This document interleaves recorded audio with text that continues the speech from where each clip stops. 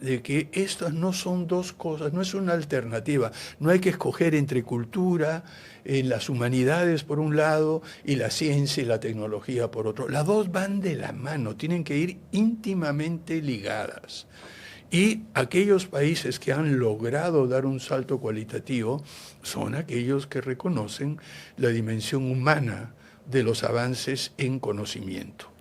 Y yo por eso creo que las dos cosas van juntas, no es uno u otro. Y aquí lo que hemos hecho es dejado una de ellas de lado.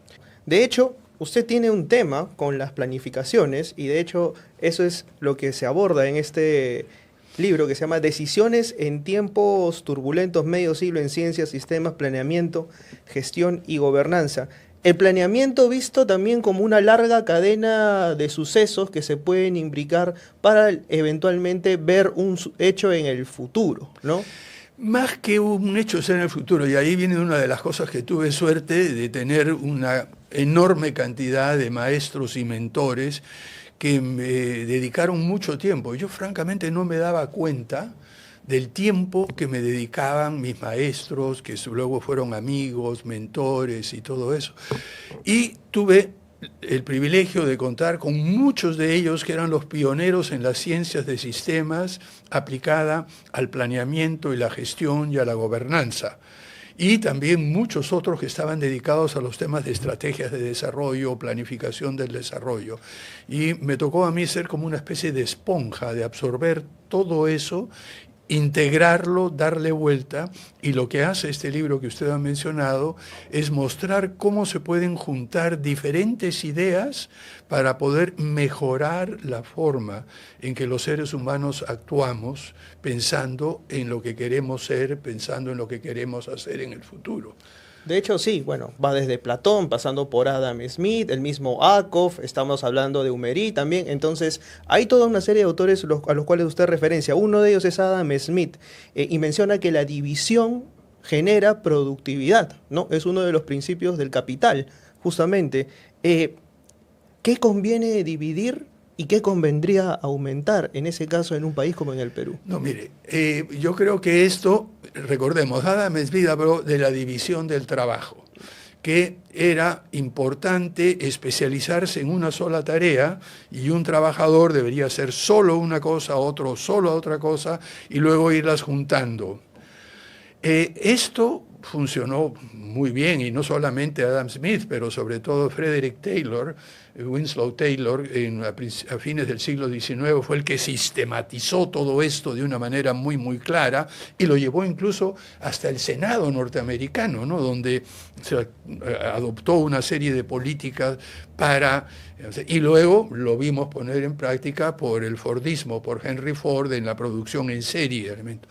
Sin embargo, ya a partir de los años 20 del siglo pasado, 30, nos dimos cuenta, o se dieron cuenta, personas como Henry Fayol, personas, en fin, muchos de los que hicieron los estudios sobre el comportamiento en las fábricas, de que esta división del trabajo en sí era insuficiente, de que no generaba satisfacción, que no generaba bienestar en los trabajadores y que era importante añadir otra dimensión, y ahí vienen las humanidades, otra dimensión del comportamiento humano para integrarlo. Y uno veía que no bastaba solamente dividir el trabajo, sino que bastaba explicarle a los trabajadores en qué consistía todo el sistema de producción, en fin, en escucharlos, en conversar con ellos, en generar condiciones ya no mecánicas de trabajo, sino de manera de poder hacer que se sientan bien. Unos experimentos famosos de Elton Mayo en una de las fábricas más grandes en los Estados Unidos de aparatos eléctricos en los años 20 y 30, demostró con toda claridad que el pensar en el bienestar de los trabajadores y no solo en la eficiencia permitía productividad muchísimo mayor que simplemente la aplicación de reglas mecánicas.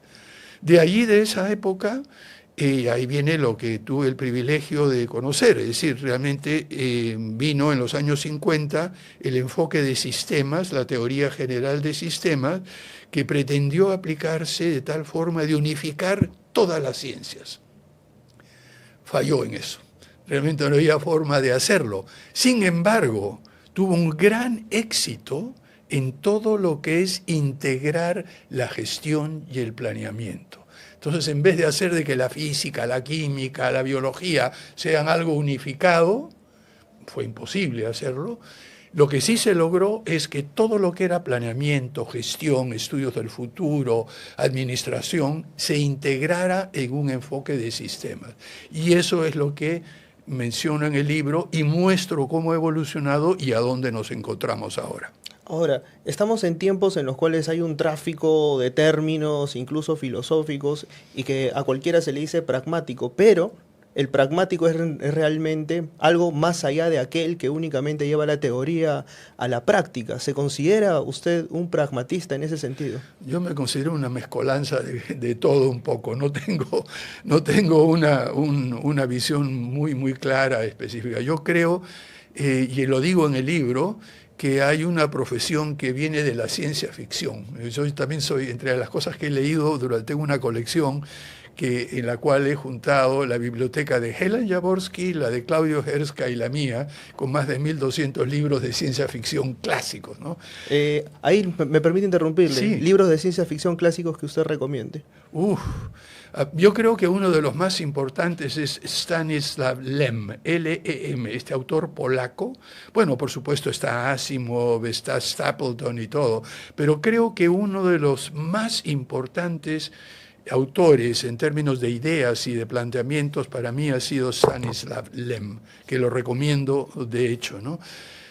Pero ahí, por ejemplo, está el libro de John Varley, el libro de Brian Aldiss, que me encanta Brian Aldiss también, y Varley define, mirando al futuro, una profesión que él llama el sintetista, opuesta al analista. Volviendo a lo que usted mencionó de ir cortando en pedacitos las cosas a lo Adam Smith, el analista es el que agarra un todo y lo parte en pedazos y analiza uno por uno y ve cómo funciona en sí. Es algo de lo que propone Akov también, justamente, separar las partes y analizarlas independientemente para luego propiciar un diálogo. Es más importante lo que él dice, que no hay forma de optimizar un sistema optimizando solo una parte u otra. Y usa el ejemplo, dice, mire, si yo quiero construir el mejor automóvil, a ver, ¿quién tiene el mejor sistema de transmisión? Rolls-Royce. ¿Quién tiene el mejor carburador? Toyota. ¿Quién tiene la mejor dirección? Digamos, Chevrolet o algo así. Usted agarra la mejor de cada uno y los pone, y los junta en un automóvil y ni siquiera se mueve. ¿Por qué? Porque no hay una concesión. Optimizar cada una de las partes no significa optimizar el funcionamiento del sistema. Entonces, hay algo más que la suma. Eso es lo que decía John Barley al definir un sintetista, es que él hacía que la suma, que el todo sea más que la suma de las partes. Y en eso consiste el enfoque de sistemas. Cómo mirar en conjunto puede ser una organización humana o un sistema mecánico, y cómo organizarlo de tal forma que el todo sea más que la suma de las partes. ¿Puede el Perú eventualmente llegar a ser ese todo? Definitivamente. Pero acá nos hemos preocupado más de las partes, pareciéramos que nos hemos quedado atascados en Adam Smith. No, aquí cada uno quiere, no, fulanito tal, que no me mezclo contigo.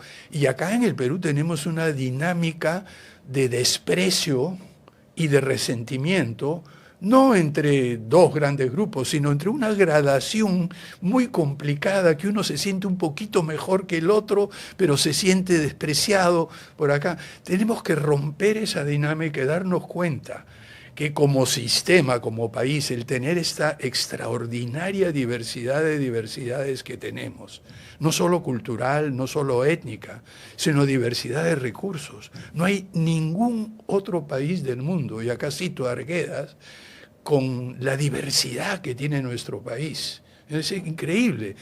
Diversidad biológica, diversidad de ecosistemas, diversidad de fuentes de energía, diversidad de suelos, diversidad de fuentes de agua, diversidad de bosques, diversidad de pesquerías, diversidad de minerales. Ahora, este es un problema histórico que tiene el Perú, ¿no? Bueno, cada 28 de julio recordamos la independencia y evocamos a una serie de héroes, pero también evocamos problemas históricos que tiene el Perú. ¿Cómo abrazar esa diversidad y hacer que dialoguen las partes? En algún momento hablabas de Emery, ¿no? Justamente Emery decía que para que un sistema funcione nos tenemos que basar en la confianza y en la credibilidad de las personas para que este sistema pueda fluir. Ahora, yo digo, ¿qué tanta credibilidad tenemos en principio a propósito de un Estado que ha ido perdiendo paulatinamente la credibilidad en torno a sus instituciones y que los peruanos no confían justamente en esas instituciones, ¿no? No, empecemos, yo creo que el tema de confianza es clave, ¿no? Y en el libro que estoy escribiendo ahora termino con un capítulo precisamente sobre confianza. Porque es lo único que permite que una sociedad pueda funcionar de manera más o menos armónica, ¿no? Y eso me parece central. Y aquí en el Perú somos un país extremadamente desconfiado, y eso no es reciente, es de muchísimos años. No hemos aprendido a confiar, en primer lugar, más allá de nuestro círculo íntimo de amigos, de parientes, de familia, y confiar un poco más en las instituciones que permiten interacciones fluidas, continuas, no solo continuas, sino duraderas, y que nos permitan interactuar de tal forma que el conjunto de la sociedad permita que cada uno de sus miembros desarrolle su potencial al máximo. Esa es una deuda pendiente. ¿Por qué? Una de las conclusiones que he llegado, que me parece clave, tiene que ver con la confianza en uno mismo. Usted no puede confiar en otra persona si primero no confía en usted mismo.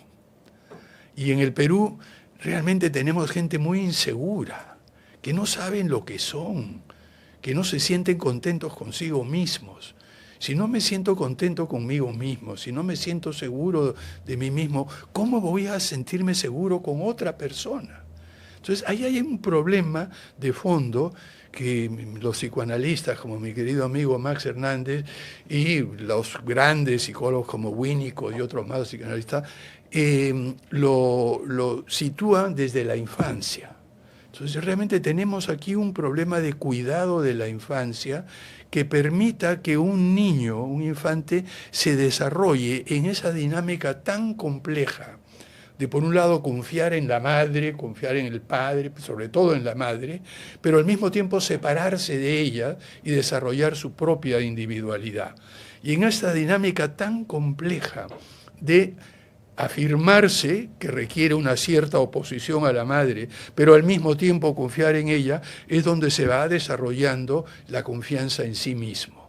Entonces yo creo que uno de los temas centrales para poder crear confianza en nuestro país es empezar desde la infancia. Y mire, usted preguntaba por qué hay problemas.